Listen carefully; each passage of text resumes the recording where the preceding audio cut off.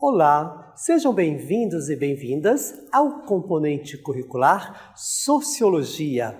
Eu sou o professor Dário Pinheiro e vou ficar com vocês para acompanharmos juntos a nossa aula de número 6, cujo objeto de conhecimento é Noções de Direitos Humanos e Cidadania, processos de disputas sociais e políticas entre diferentes grupos, bem como o reconhecimento e o respeito às diferenças linguísticas, culturais, religiosas, étnico-raciais, gênero, tendo a compreensão que essas relações são historicamente construídas.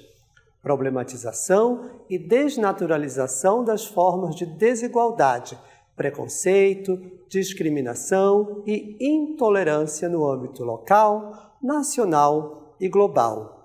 O detalhamento do nosso objeto é democracia, cidadania e direitos humanos, teoria democrática moderna e contemporânea e o princípio republicano.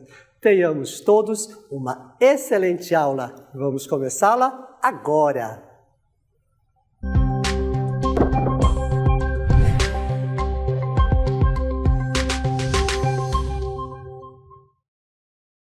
Vamos começar a nossa aula falando de democracia e nada mais justo do que nos posicionarmos dentro do berço da democracia. E vocês poderiam perguntar, então a democracia foi um dia uma criança? É, mais ou menos isso. É uma analogia, uma comparação para podermos aqui comentar com vocês, deixar claro que a democracia tem um berço, tem um lugar onde esse sistema de governança, esse modo político de governar surgiu no mundo e deu continuidade em todo o mundo através da história humana até os dias atuais. Por isso, é importante conhecermos a origem, o berço, onde nasceu. E onde foi isso, gente? Não é uma tarefa fácil, muito fácil, definir o conceito de democracia, mas podemos dizer, contudo, que o seu significado é o poder político entregue para o exercício popular. Isso mesmo, isto é o que significa democracia, que em linhas gerais é o exercício do poder político por parte do povo. Isto é o significado da democracia, que tem como berço aonde? As suas origens. Qual é a sua origem? Olha aí, a democracia tem sua origem que remonta à Grécia Antiga. Isso, estamos lá na Grécia Antiga, que é o berço da democracia. Especificamente, o período clássico. Vocês podem retornar às aulas de história só para confirmar qual é esse período denominado clássico dentro da história da antiguidade, especificamente na Grécia Antiga. E o significado do termo aponta para duas palavras do vocabulário grego: demos, que significa povo, e kratos, que significa poder. Em Atenas, no período clássico, o conceito de cidadania não abarcava todas as pessoas. A democracia para os cidadãos, no caso, era apenas para homens que tivessem maioridade e também que fossem atenienses, ou seja, que nascessem na cidade de Atenas. Esses gozavam de democracia e eram cidadãos, porque também eram filhos, olha só, de pais atenienses. Então, para ser cidadão lá na Grécia Antiga e usufruir da democracia, tinha que ser homem do sexo masculino, ateniense e filho de pais atenienses. Este é o berço da democracia desta forma, mas isto vai começar a variar ao longo do tempo. É por isso que nós vamos ter no decorrer da história da humanidade até os dias atuais, alguns tipos de democracia. E nós trouxemos aqui para vocês para exemplificar e para que você entenda esta mudança que vai ocorrer. A democracia em si permanece muito parecida com aquela do berço ateniense lá na Grécia Antiga, mas alguns tipos aí trazem algumas variações. E o primeiro deles é democracia direta. Esta é exercida em Atenas, como vocês já viram, lá no período clássico. Dela, todos os cidadãos podiam participar diretamente, apresentando projetos de leis e votando nos projetos apresentados por seus iguais. Lembrando para vocês que quem eram os cidadãos? Quem eram os cidadãos lá na Grécia Antiga, em Atenas? Devido ao número restrito de cidadãos lá em Atenas, a prática direta da participação era viável e os jovens de famílias que podiam participar da tomada de decisões, eles eram educados para a participação cidadã, desde que fossem filhos de atenienses e também do sexo masculino. Isso fica muito claro neste tipo de democracia direta lá como no berço em Atenas. Mas o tempo foi passando e nós temos outro tipo de democracia, que é a democracia representativa. É um tipo que surge junto ao parlamentarismo e ao republicanismo. Vejam que a democracia já se associa a outros modos de organização política e é também uma forma mais atual que permite um exercício indireto da democracia por meio da eleição, vejam bem, eleição de representantes para o poder legislativo e para o poder executivo. Vejam que neste tipo de democracia representativa, os cidadãos elegem seus representantes para os poderes legislativos e executivo. Alguns fatores atuam para o surgimento deste tipo de democracia indireta, como, por exemplo, o sufrágio universal, que é o voto estendido a todos, é para universalizar a prática do voto. Na democracia indireta é assim: a elaboração de constituições que impedem a segregação e regulamentam a vida pública e a vida política, instituindo a igualdade, a necessidade de alternância de poder e a impossibilidade de uma participação direta de todos, devido à ampliação da cidadania. Uma diferença que nós vamos ter aí é justamente essa. Enquanto lá na Grécia Antiga só os filhos dos atenienses participavam, aqui na democracia indireta, que é o modelo mais atual, todos participam, contudo, eles elegem alguns representantes.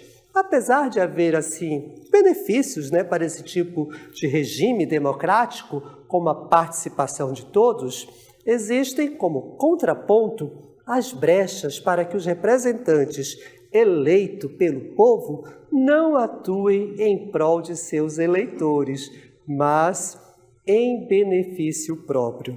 Só para reforçar, os representantes são eleitos para atuar em favor do povo que o elegeu e não para seu benefício próprio. É só uma nota que é muito importante dentro do sistema democrático participativo e indireto.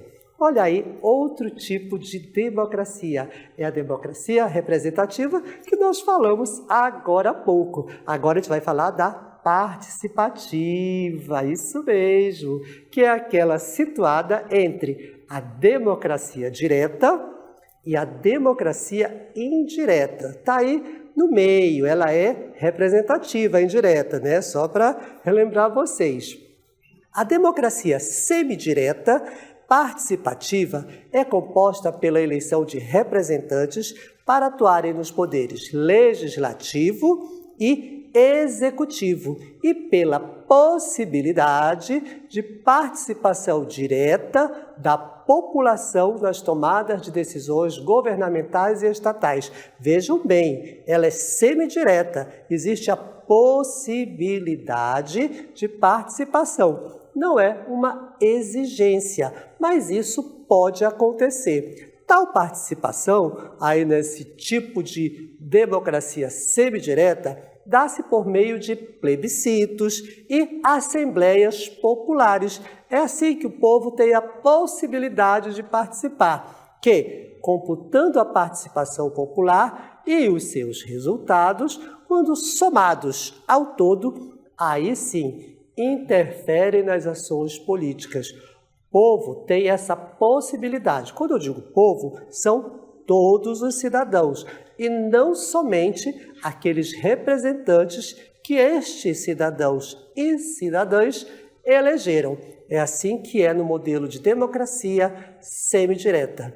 E, independente do tipo de democracia que ocorra naquela sociedade, esse modo de governo, de maneira geral, traz aí uma consequência que é muito positiva, que já acontecia lá na Grécia Antiga. É a possibilidade de cidadania. As pessoas que integram esta sociedade democrática são cidadãos e cidadãs. E aí eles têm o quê? Direito ao exercício da cidadania. E o que é cidadania? Cidadania é a expressão concreta, olha aí, é a concretização na prática do exercício da democracia. Se existe um modelo democrático, tem que haver a cidadania. O cidadão vai expressar-se concretamente dentro deste modelo, dentro deste modo de governo. E exercer a cidadania plena é ter direitos civis, políticos e sociais. Também expressa a igualdade dos indivíduos perante a lei. Todos são iguais perante a lei, pertencendo também a uma sociedade organizada. Essa questão de cidadania é muito marcada na história ocidental e na história do mundo a partir de um grande evento, que é a Revolução Francesa. A Revolução Francesa foi um marco para a ampliação do conceito de cidadania, que também alterou o que se entendia por democracia. Isso. E os revolucionários, no caso, os revolucionários franceses, foram inspirados pelos ideais iluministas, porque eles acreditavam na possibilidade de participação popular massiva, que era para despertar aí uma nova era. Lá no século XIX, no ano de 1889, quando eclodiu a Revolução Francesa, surge então para o mundo uma nova era, ou seja, o antigo regime deixaria de existir, o que levaria a um avanço social, político, moral e científico imenso. A Revolução Francesa, sim, trouxe todas essas mudanças e essas possibilidades de realmente usufruirmos da cidadania dentro dos modelos, dos modos de governos democráticos. E aí, gente, claro que o tempo vai passar, outras coisas vão acontecer, outras necessidades vão surgir dentro das sociedades, o que é muito natural, porque nós estamos sempre em mudança. Mas o modelo democrático, ele permanece até os dias atuais. E trazemos aí uma questão para você, o cidadão e o direito ao espaço. É uma questão? Sim, é uma questão. Nós podemos dizer, se no campo do direito somos todos cidadãos, já dissemos aqui, você já entendeu. Se somos todos cidadãos, estamos aptos à cidadania na prática. Mas isso ocorre? Bem, em outras palavras, sobretudo, o benefício do uso do espaço entre os nossos direitos, somos todos cidadãos? Como é que é essa pergunta? Se todos somos todos cidadãos, nós temos direitos aos espaços dentro das sociedades. Na prática, isso ocorre? Bem, nós já podemos adiantar que, infelizmente, nem todos usufruem desse espaço dentro das sociedades democráticas, mesmo sendo cidadãos, porque existem muitos indivíduos que legalmente possuem cidadania. Sim, se eu estou numa sociedade democrática, eu tenho direito legal à cidadania, mas que em muitos casos, na prática, não dispõem, olha só, de condições sociais, estruturais e materiais para exercê-la. Eu sou um cidadão, estou dentro de uma sociedade, mas eu não disponho de condições sociais, estruturais e materiais para exercer a cidadania. Essa é uma questão que o famoso geógrafo Milton Santos, em sua obra O Espaço Cidadão, afirma que, em lugar do cidadão, formou-se um consumidor que aceita ser chamado de usuário.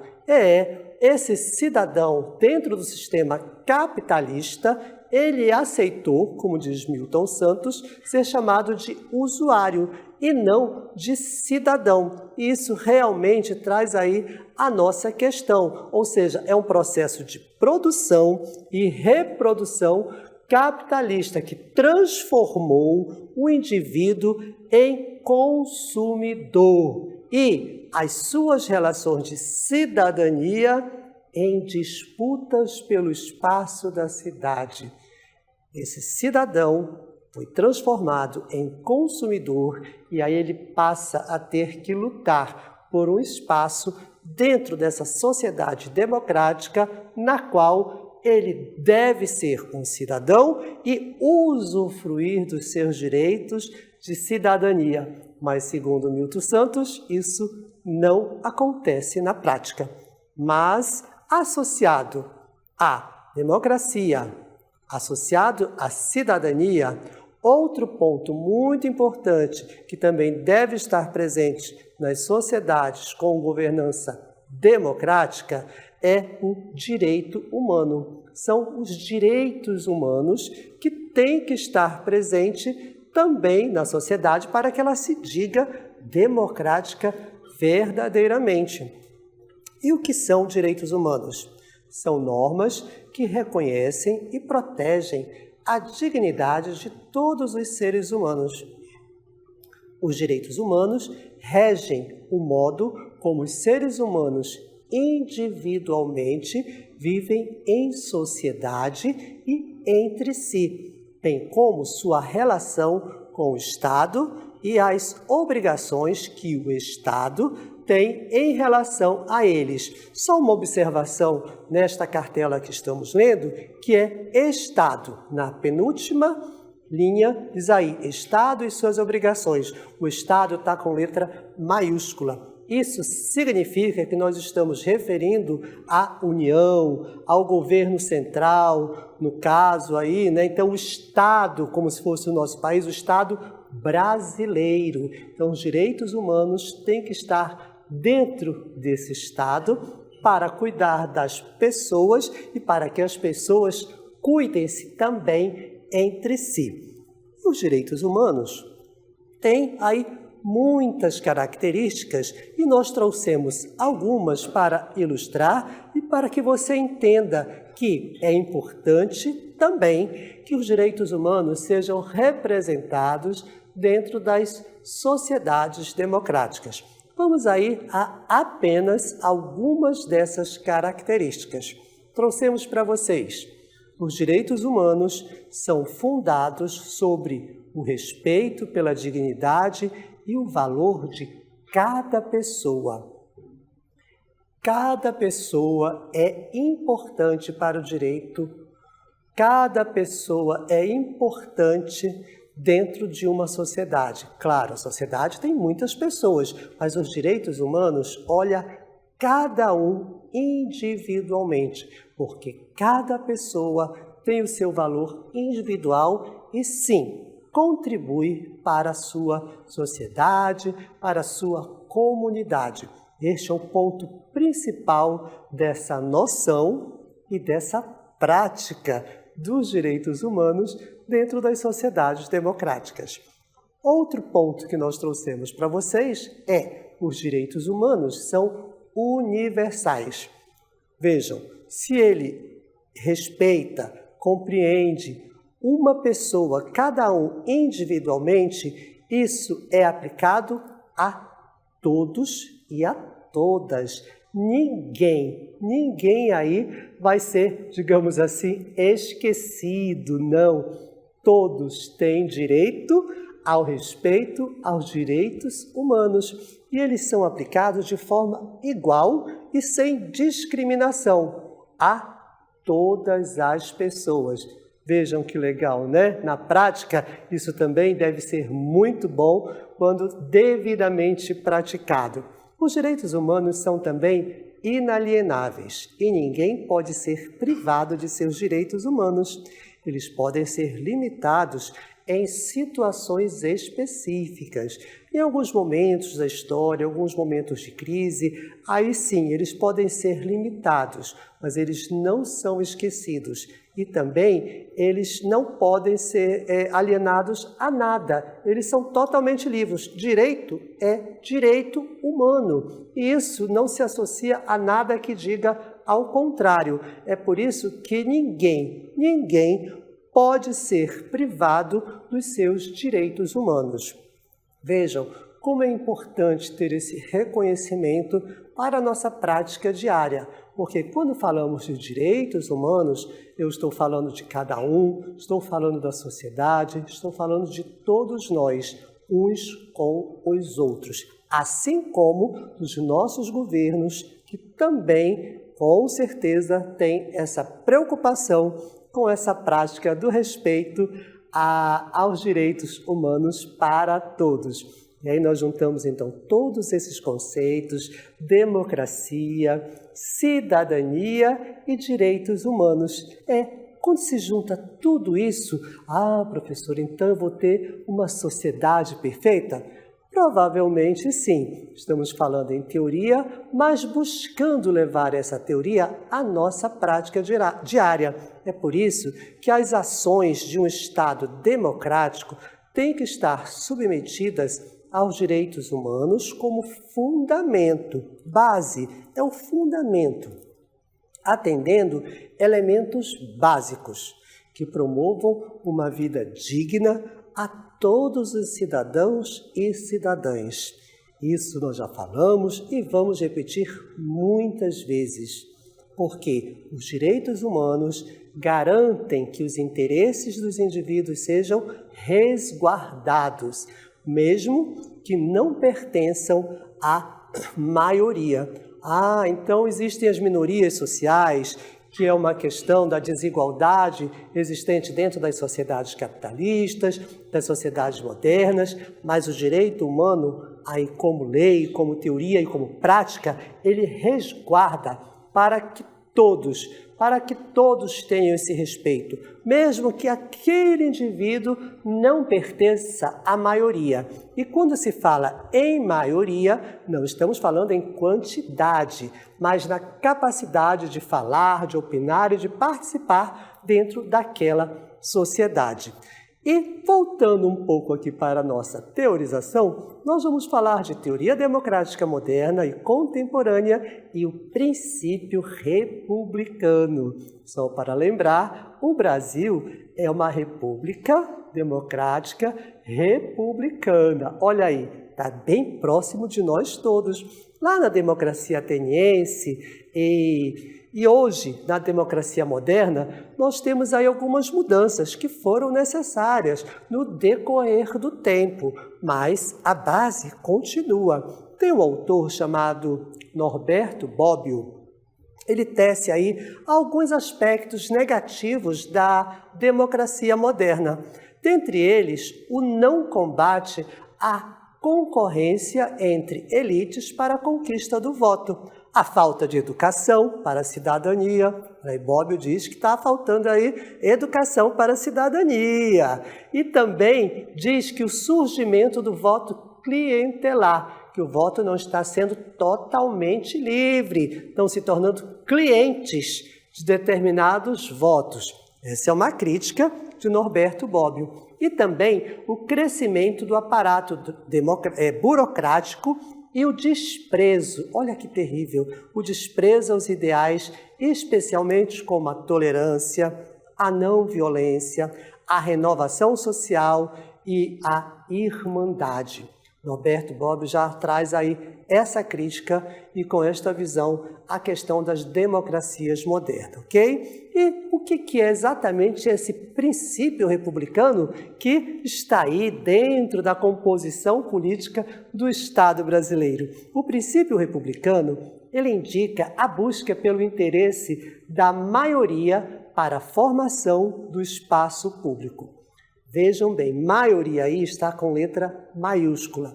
No caso, é o interesse de quem está no poder, de quem detém o poder. É nesse sentido que essa maioria está sendo colocada dentro do princípio republicano, mas para quê? Para a formação de um espaço público, de um espaço para todos e para todas, a partir da utilização de outros princípios constitucionais, político-ideológicos, destinados a auscultar a sociedade e a garantir direitos. Olha aí, a maioria.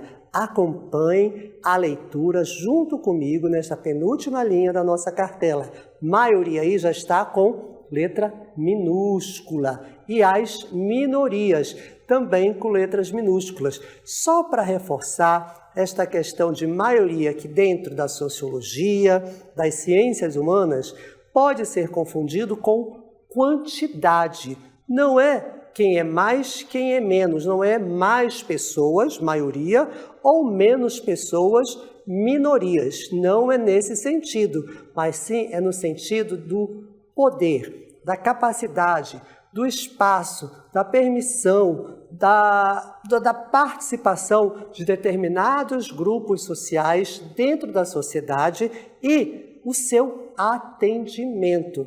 Isso é que é maioria. E as minorias são aqueles que, embora sejam muitos, representem muitas pessoas, muitas vezes não conseguem falar, não conseguem se expressar dentro da sociedade democrática. Lembrando que democracia é um espaço onde todos participam. E, atualmente, os modelos democráticos, eles são representativos e tem a questão do sufrágio universal. Isto é um elemento primordial. Ou seja, você vai escolher o seu representante para que esse representante busque aí esse interesse de todos e não somente de alguns. É através do voto que nós podemos fazer isso. É através do voto que as maiorias são escolhidas para falar em favor das minorias, mas não por interesse próprio, como nós falamos lá no início da nossa aula. Através do voto é uma arma, vou colocar desta forma, mas é um instrumento, melhor palavra, né? É um instrumento muito forte da democracia que está em suas mãos, que está nas minhas mãos e nas nossas mãos para uma sociedade melhor, para que nossos representantes escolhidos aqui secretamente na urna, você vai escolher o seu candidato e o regime democrático se consolida a partir desta ação cidadã. Exercendo o seu voto, eu sou um cidadão, eu pratico a cidadania e consolido o modelo democrático.